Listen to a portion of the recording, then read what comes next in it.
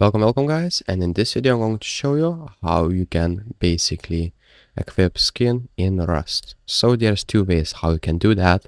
So the first way is how you can do that is basically if you have a gun or whatever, like a rock, if you go to the repair bench and click on that one, you will be able to respray it. Let's say I want to equip the skin, and as you can see, it basically equips this skin. And there's a second way how you can do that. So basically if you go to inventory and crafting, and let's say I want to craft this gun, I will be able to choose a skin right here.